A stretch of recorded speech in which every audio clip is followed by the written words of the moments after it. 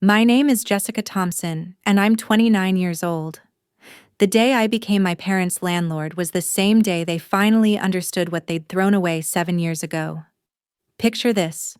My father, the man who called me a worthless disappointment, standing in my marble-floored office, checkbook trembling in his hands, begging me not to evict them from the house they thought they owned. But here's the twist nobody saw coming. When I walked into that lawyer's office to sign the foreclosure papers, my sister Ashley, the golden child they chose over me, was sitting right there next to them. The same sister who got my bedroom, my college fund, and my parents' love. She was about to lose everything, and I was the only one who could save them. The look on my mother's face when she realized her failure daughter now controlled their fate? Priceless. Before we dive into this story, please take a moment to like and subscribe, but only if you enjoy stories about second chances and sweet justice. Where are you watching from?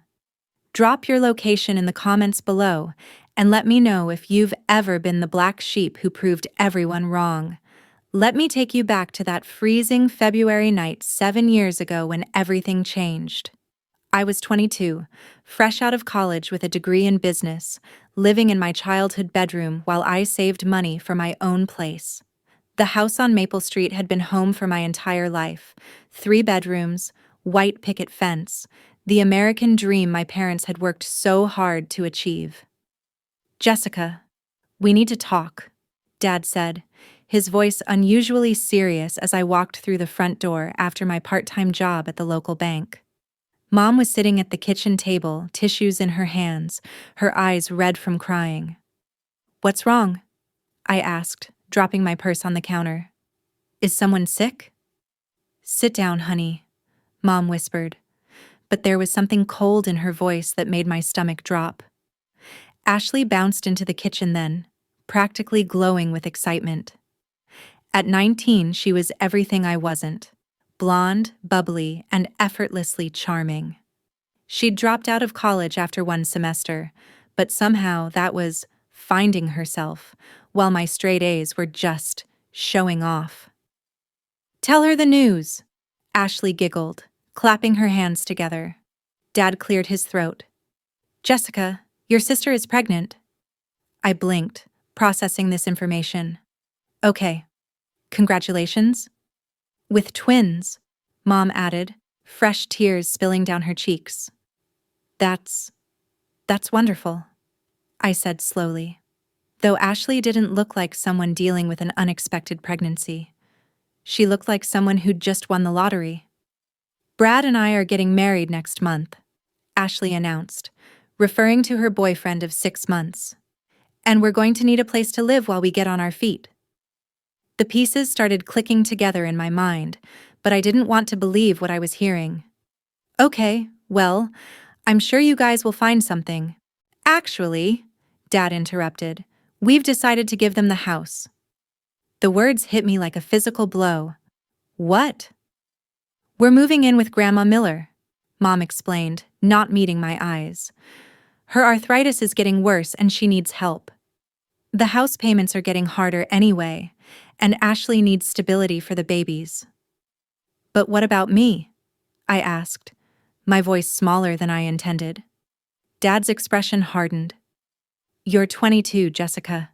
You have a college degree. You can take care of yourself." "This is my home too," I protested. "I've been helping with the mortgage payment since I started working." "We never asked you to do that," Ashley snapped, her sweet demeanor vanishing instantly.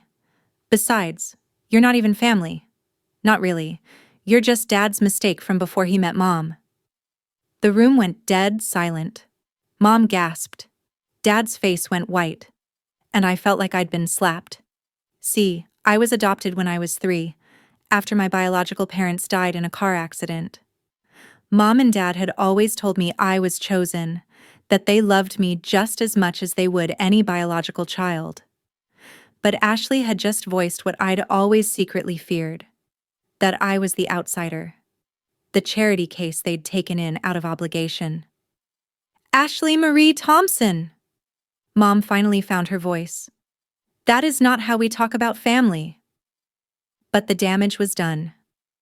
Ashley just shrugged, completely unbothered by her cruelty. I'm just saying what everyone's thinking. Jessica's had 19 years to make something of herself, and she's still working part-time at a bank. At least, I'm giving you grandchildren. You're giving them grandchildren, I said quietly, standing up from the table. That's what this is really about, isn't it? Twins, Jessica, Dad said, as if that explained everything. Ashley's carrying our grandchildren. They need stability, a home. You're young, you'll bounce back. And I won't?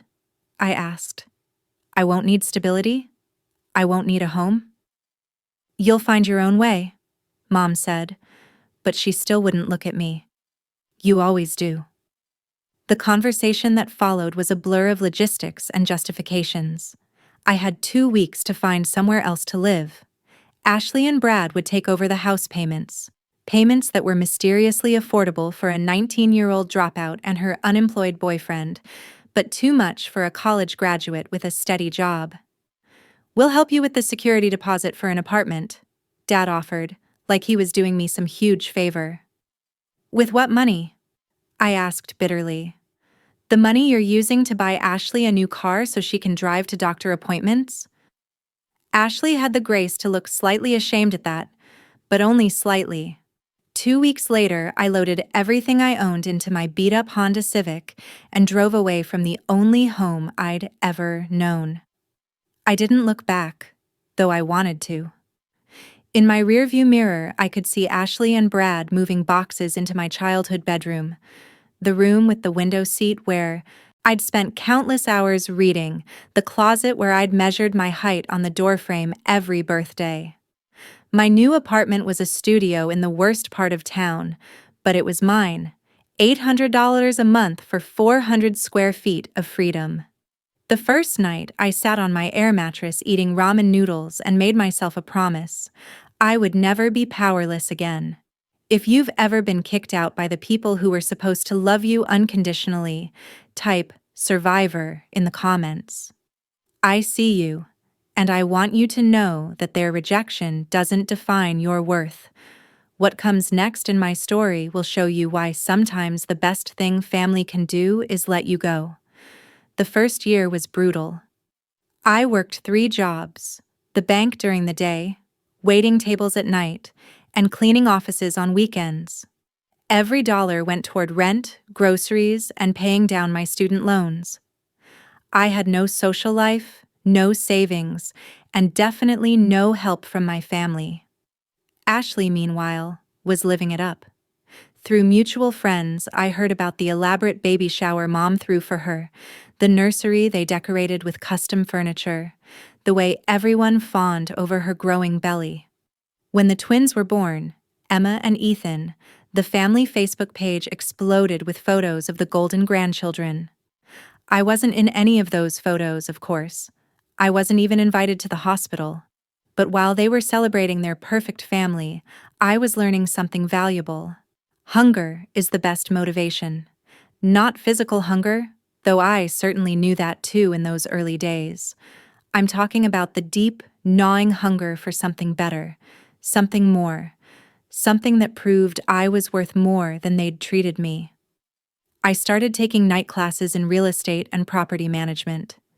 If my family thought stability came from owning a home, I was going to learn everything about homes: buying them, selling them, managing them, making money from them.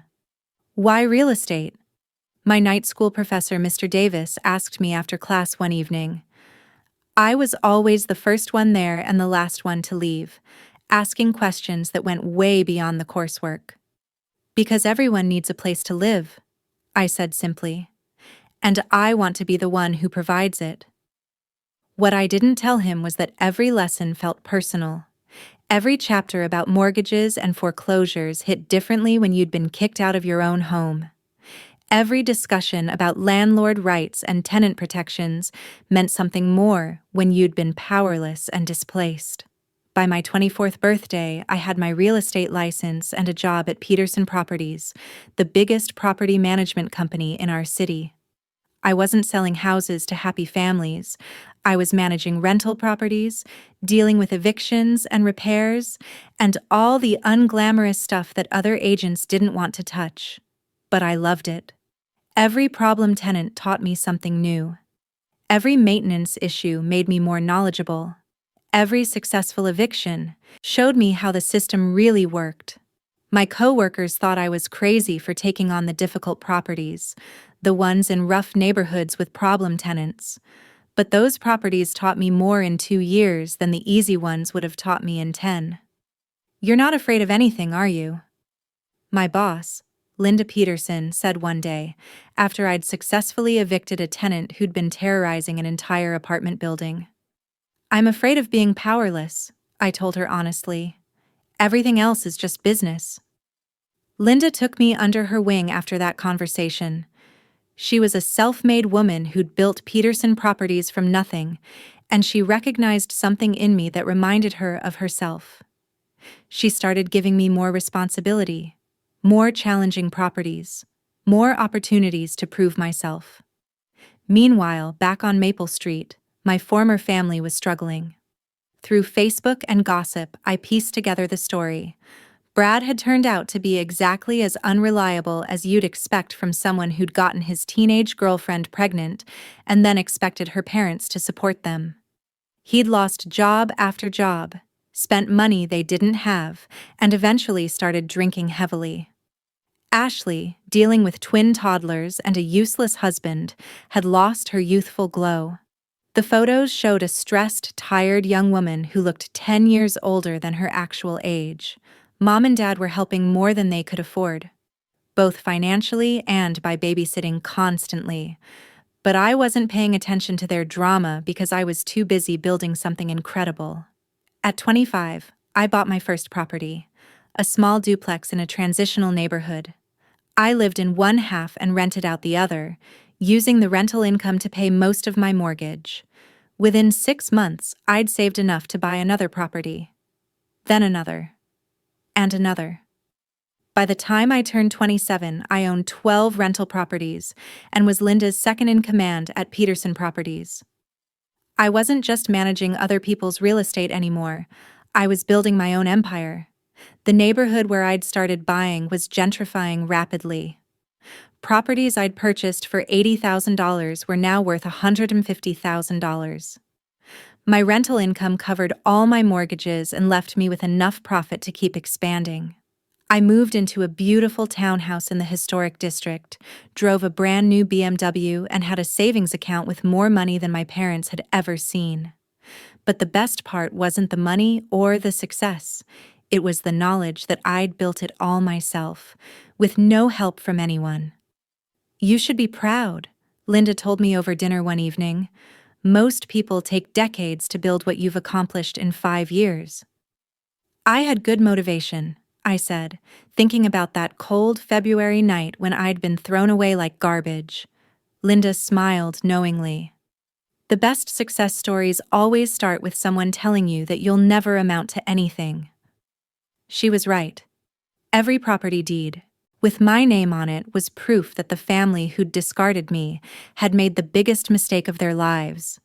If you've ever turned rejection into motivation, hit the like button. If you've ever built something amazing after being told you weren't good enough, I want to hear about it in the comments. Because what happens next in my story is about to show my family exactly what they threw away. The call came on a Tuesday morning in March. I was in my office at Peterson Properties, reviewing lease applications for a new apartment complex we'd just acquired, when my phone rang with a number I didn't recognize. Jessica. The voice was hesitant, uncertain. It took me a moment to realize it was my mother. I hadn't spoken to either of my parents in over 2 years, not since I'd sent them a Christmas card with a photo of my new townhouse and received nothing in return. "Hello, Mom," I said, keeping my voice neutral. "Oh, honey, I'm so glad you answered." She sounded older, more fragile than I remembered. "I wasn't sure you'd want to talk to us." "What do you need?" I asked, cutting straight to the point. Experience had taught me that family members who'd cut you off only called when they wanted something. We're in trouble, Jessica. Real trouble. I leaned back in my leather office chair, looking out at the city skyline through my floor-to-ceiling windows. What kind of trouble? The house, she whispered. We're going to lose the house. The bank is foreclosing next month. I wasn't surprised. Through my work in property management, I'd learned to recognize the signs of financial distress, and everything I'd heard about Ashley and Brad's situation screamed trouble. But hearing it confirmed still sent a jolt through me. What happened? I asked. Brad lost his job 6 months ago, Mom explained, her voice breaking. Ashley's been working part-time at a grocery store, but it's not enough. The twins need so much, and the mortgage payments. We thought we could help, but Dad's hours got cut at the plant, and with Grandma Miller's medical bills. She was rambling now, painting a picture of a family in complete financial collapse. The golden child and her perfect life had turned into a nightmare, and the grandparents who'd sacrificed everything to help were drowning along with them. Where's Brad? I asked. Gone, Mom said bitterly. Left last month. Said he couldn't handle the pressure. Ashley's back living with us at Grandma Miller's with the twins, but the house on Maple Street. Jessica, we're going to lose everything. I felt a strange mixture of emotions, vindication, sadness, and something else I couldn't quite identify. I'm sorry to hear that, Mom. Jessica. Her voice became desperate. I know we hurt you. I know we chose Ashley and we were wrong, but please, is there anything you can do? Any way you can help us? Help them. The people who'd kicked me out without a second thought now wanted my help. What exactly are you asking me to do? I said carefully. I don't know, she sobbed. Alone, maybe? Or could you talk to someone at your bank? You work in real estate now, right? Maybe you know someone who could stop the foreclosure? Actually, I knew exactly who could stop the foreclosure. Me. See, here's what my family didn't know. 2 weeks earlier, Linda Peterson had called me into her office with an opportunity. The bank that held the mortgage on my childhood home was liquidating their foreclosure properties in bulk, and they'd offered Peterson Properties first rights to purchase the entire portfolio at a significant discount. I'd been reviewing that portfolio when Mom called. 1247. Maple Street was right there on page 3, scheduled for auction in 30 days. Mom, I said slowly, I need to think about this. Can I call you back? Of course, honey. Thank you for even listening. I know we don't deserve. I'll call you back, I repeated, and hung up. I stared at the foreclosure list for a long time, my mind racing. The house where I'd grown up, the house I'd been kicked out of, the house that had been given to Ashley because she deserved stability and I didn't. It could be mine, not just living in it, not just visiting it, owning it completely. I picked up my phone and called Linda. That foreclosure portfolio we discussed, I said when she answered. I want to make an offer on the entire thing. The entire thing? Linda sounded surprised. Jessica, that's 47 properties. We're talking about almost $3 million. I know, I said, looking at my financial statements. Between my properties, my savings, and my credit line, I could swing it. But I want them all. Any particular reason? I smiled, still staring at that address on Maple Street. Let's call it a long-term investment strategy. The deal closed 3 weeks later. I now owned 47 properties, including a modest 3-bedroom house with a white picket fence that had once been my home. I spent the next week driving by it, watching Ashley load her children into a borrowed car, seeing my parents' faces grow more haggard each day. They had 5 days left before the official eviction date. On the 4th day, I called Mom back. Jessica, she answered on the first ring. Oh, honey, thank God. Did you find someone who can help us? Actually, yes, I said. I found someone who purchased the house from the bank. Really? Her voice filled with hope. Who? Can we negotiate with them? Maybe work out a payment plan? You can ask them, I said. I'm sure they'd be willing to discuss terms. You should probably come to their office tomorrow to talk about it. I gave her the address of Peterson Properties and told her to ask for the new owner of 12 to 47 Maple Street. What's their name? Mom asked. Thompson, I said. Jessica Thompson. There was a long silence on the other end of the line. Jessica? Mom's voice was barely a whisper. I'll see you tomorrow at 10 a.m., I said, and hung up. That night, I sat in my townhouse, looking through old photo albums I'd saved from my childhood bedroom. Pictures of birthday parties in that living room, Christmas mornings by that fireplace, family dinners around that kitchen table. All of it was mine now. But the best part wasn't owning the house. The best part was what would happen tomorrow, when the family who'd thrown me away realized they now needed my permission to keep a roof over their heads. Are you ready for the confrontation that changed everything? Hit the subscribe button and ring that notification bell, because the next part of this story is where years of hurt finally meet their match. If you've ever fantasized about showing up your family who underestimated you, drop a fire emoji in the comments. The next morning, I arrived at the office early to prepare. I wore my best navy blue suit, the one that made me look like the successful businesswoman I'd become. My assistant had prepared the files, complete with photos of the property, outstanding debt amounts, and legal documentation. At exactly 10 a.m., I heard voices in the reception area. Through my office window, I could see them: Mom, Dad, and Ashley, all looking older and more worn than I remembered.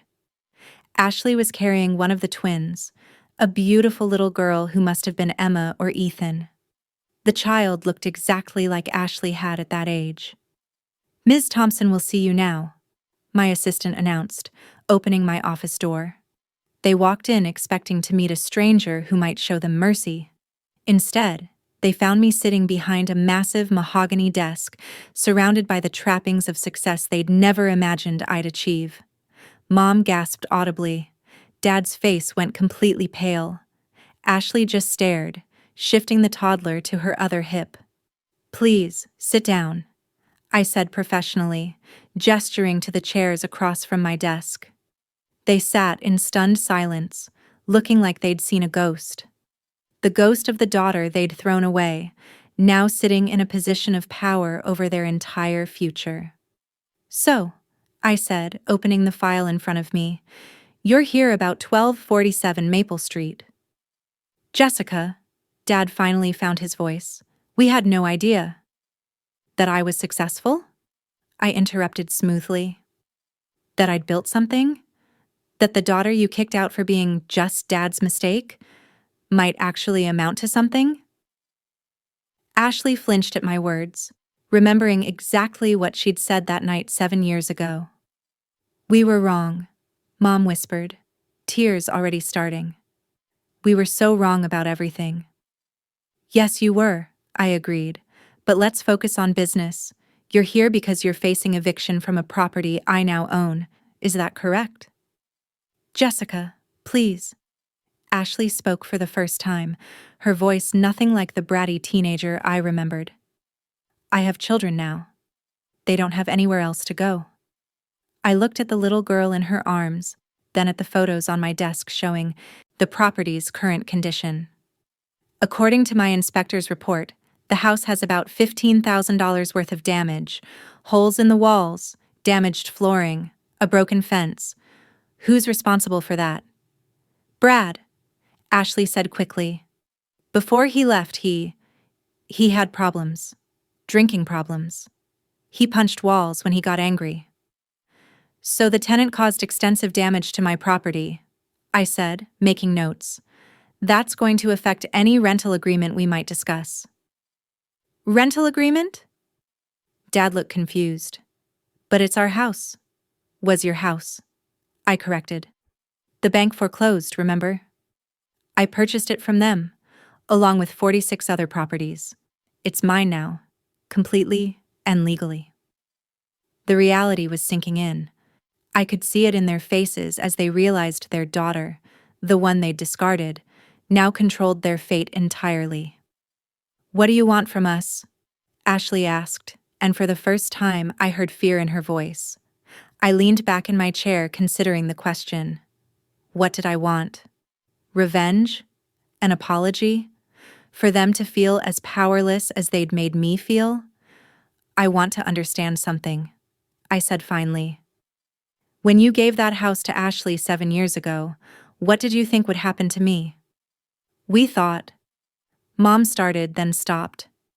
"You thought I'd figure it out," I finished for her. "You thought I'd be fine because I was the strong one, the one who didn't need help. You thought Ashley needed the house more because she was having babies and I was just— what? Disposable?" "No," Dad protested weakly. "We never thought you were disposable." "Really?" I pulled out my phone and scrolled to the Facebook photos I'd saved over the years. Because I haven't been in a single family photo since the day I left. Not one Christmas card, not one birthday celebration, not one graduation announcement. When I got my real estate license, did anyone congratulate me? When I bought my first property, did anyone ask how I was doing? When I was featured in the Business Journal last year as one of the city's rising entrepreneurs, did anyone reach out? They sat in silence because we all knew the answer. I had to learn about my niece and nephew's births from Facebook, I continued. I had to find out about Dad's layoffs from mutual friends. I had to hear about Grandma Miller's stroke secondhand. You erased me from this family completely, and now you want me to save you from the consequences of your choices. Ashley was crying now, clutching her daughter closer. "Jessica, I'm sorry. I was 19 and stupid and selfish.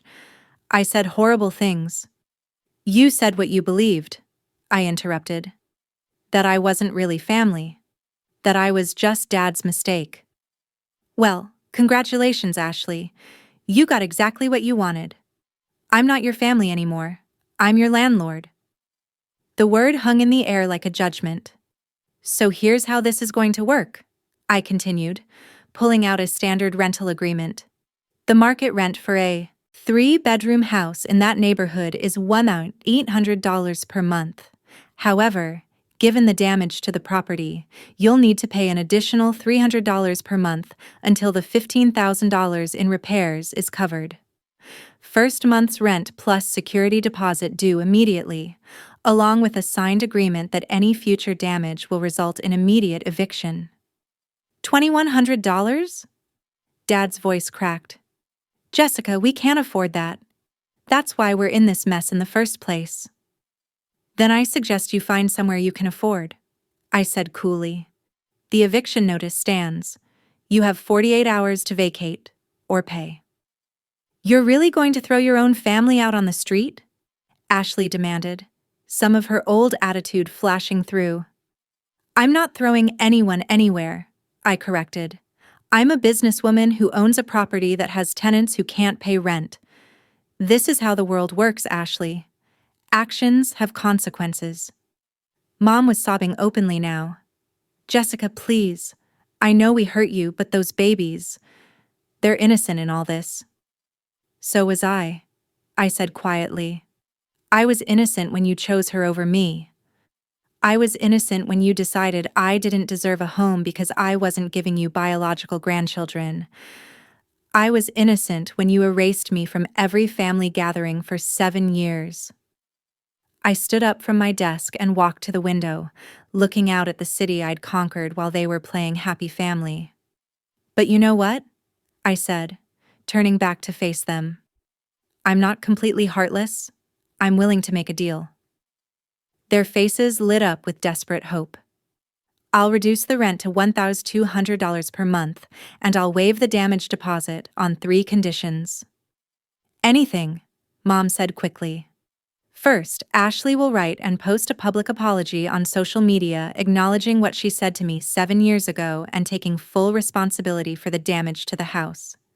No excuses, no justifications, just the truth. Ashley's face flushed red, but she nodded. Second, all three of you will attend family therapy to address your toxic patterns. I'll pay for it, but attendance is mandatory. Miss a session, and the deal's off. Of course, Dad agreed immediately. And third, I paused, looking directly at each of them. You will acknowledge publicly and privately that I am a successful, accomplished woman who built something meaningful with her life. No more dismissive comments, no more treating my achievements like they don't matter, no more acting like I'm the family disappointment. Done, Mom whispered. I walked back to my desk and pulled out a modified rental agreement. Sign this, and you can stay. The first payment is due Monday. They signed without reading it, desperate to secure their children's housing. As they were leaving, Ashley stopped at the door. Jessica, she said hesitantly, for what it's worth, I'm proud of you. I always was, even when I was too stupid and jealous to admit it. I looked at her, really looked at her. The spoiled teenager was gone, replaced by a tired young mother who'd learned some hard lessons about life. Thank you, I said simply. After they left, I sat alone in my office, holding the signed rental agreement. I owned my childhood home. My former family were now my tenants. It should have felt like complete victory. Instead, it felt like the end of a very long, very painful chapter.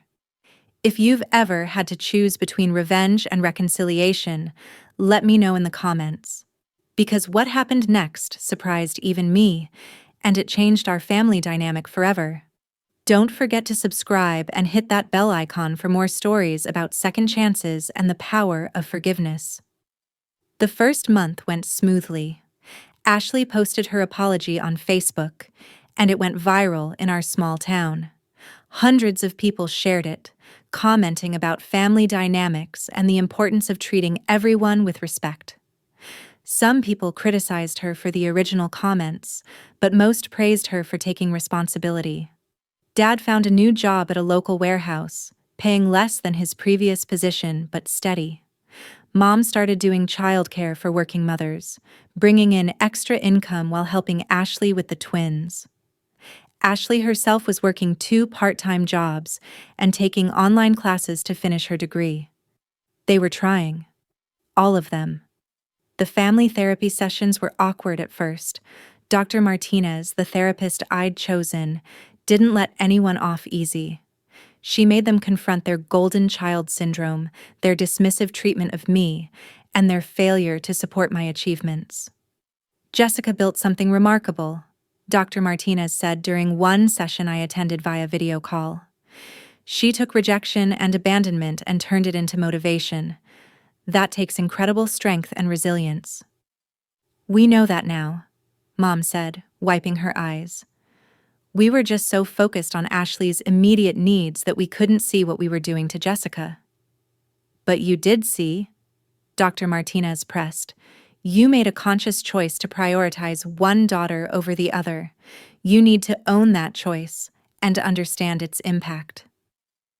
The sessions were painful but necessary. Slowly, week by week, they began to understand how their actions had affected me. Not just the night they kicked me out, but years of subtle favoritism, dismissiveness, and emotional neglect. 3 months into the rental arrangement, Ashley called me. Jessica, I know you're busy, but could you come by the house? Emma took her first steps today, and I thought you might want to see. I almost said no. Business was business, and I had clients to meet. But something in her voice made me reconsider. I drove to Maple Street for the first time since I'd signed the deed. The house looked better than it had in years. They'd repaired the damage, painted the exterior, and even planted flowers in the front yard. It looked like a home again. Ashley met me at the door, holding Emma. The little girl was beautiful, with Ashley's blonde hair and Dad's blue eyes. Emma, can you show Aunt Jessica how you walk? Ashley said gently. Aunt Jessica. The title hit me like a punch to the chest. Emma toddled across the living room, her chubby legs wobbling with determination. When she reached me, she looked up with the biggest smile I'd ever seen and raised her arms to be picked up. I found myself lifting her, and she immediately snuggled into my shoulder like we'd known each other forever. She likes you, Ashley said with a genuine smile. Kids can always tell who's good people. We spent the afternoon in that living room where I'd grown up, watching the twins play, talking about Ashley's plans to become a teacher, discussing the improvements they wanted to make to the house. I know this is weird, Ashley said as I was getting ready to leave. You being our landlord and all. But I'm grateful it's you. Anyone else would have kicked us out immediately. Anyone else wouldn't have had personal investment in seeing you succeed, I admitted. Do you think? She hesitated. Do you think we could ever be a real family again? Like, sisters who actually like each other? I looked around the room, seeing ghosts of my childhood mixed with the reality of what our family had become. I think we can be something new, I said finally. Better than what we were before. 6 months later, I made a decision that surprised everyone, including myself.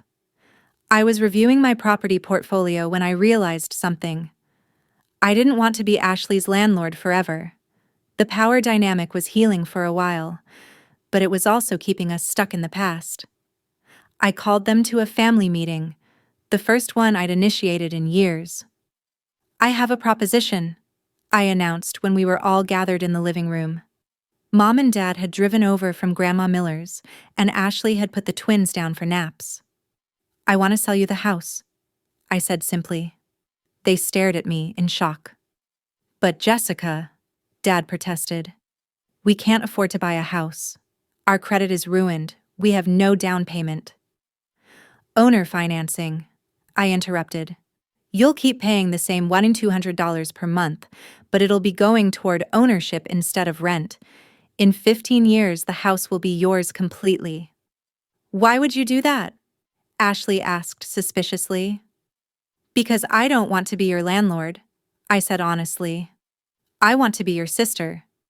And sisters don't hold housing over each other's heads forever. Mom started crying again, but these were different tears than the desperate ones from 9 months earlier. There are conditions, I continued. You finish your degree, Ashley. Dad, you keep going to therapy even after our family sessions end. Mom, you start treating me like the successful daughter I am, not like someone you have to handle carefully because you feel guilty. And you? Ashley asked. What's your condition for yourself? I thought about it. I'm going to stop punishing you for mistakes you made when you were 19. We're all different people now. The paperwork took a month to finalize. When I handed over the deed with their names on it, Mom hugged me tighter than she had since I was a child. I'm so proud of you, she whispered. Not just for your success, but for your heart. You could have destroyed us, and instead, you saved us. Family saves family, I said, even when it's complicated. 2 years later, I was named Businesswoman of the Year by the Chamber of Commerce. The entire family came to the awards dinner. Mom, Dad, Ashley, Brad, who'd gotten sober and was trying to rebuild his relationship with the twins, and my niece and nephew, now 4 years old and calling me their favorite aunt. In my acceptance speech, I talked about turning obstacles into opportunities, about building success from rejection, about the power of second chances. 7 years ago, I was kicked out of my family home, I said, looking directly at my parents in the audience. Today, I own 47 properties and employ 12 people. But the real victory isn't the business I built. It's the family I rebuilt. The standing ovation lasted 3 minutes. After the ceremony, Ashley pulled me aside. I need to tell you something, she said. That night when I said you weren't really family, I knew it was a lie when I said it.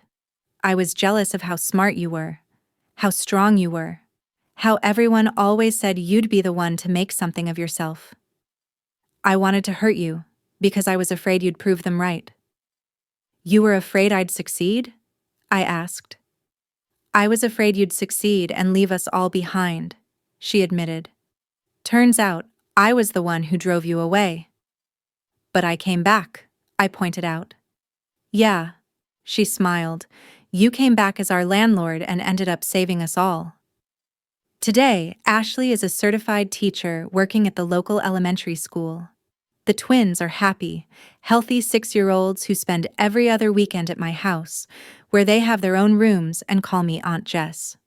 Mom and Dad moved back into a small house 3 blocks from Maple Street, close enough to help with babysitting but far enough to give Ashley her independence. Brad and Ashley are in couples counseling, taking things slow, but building something healthier than what they had before. He's working construction now, steady work that he takes pride in. As for me, I just opened my second real estate office and I'm considering running for city council. The girl who was thrown away for not being family became the woman who rebuilt her family from the ground up. My childhood home on Maple Street is still owned by Ashley and the kids. But now I have a key, and I'm invited to every birthday party, every holiday dinner, every important moment. Not because I'm their landlord, but because I'm their family. The real victory wasn't owning the house where I grew up. It was creating a home where everyone belonged, where no one was disposable, where love was unconditional and support was guaranteed. Sometimes the best revenge is building something so beautiful that there's room for everyone, even the people who hurt you. If this story inspired you to rebuild instead of just getting revenge, hit that like button. If you believe in the power of second chances and chosen family, subscribe and ring that notification bell. And if you've ever turned your family's rejection into your greatest motivation, drop your story in the comments below. Remember, being kicked out isn't the end of your story. It might just be the beginning of your greatest chapter.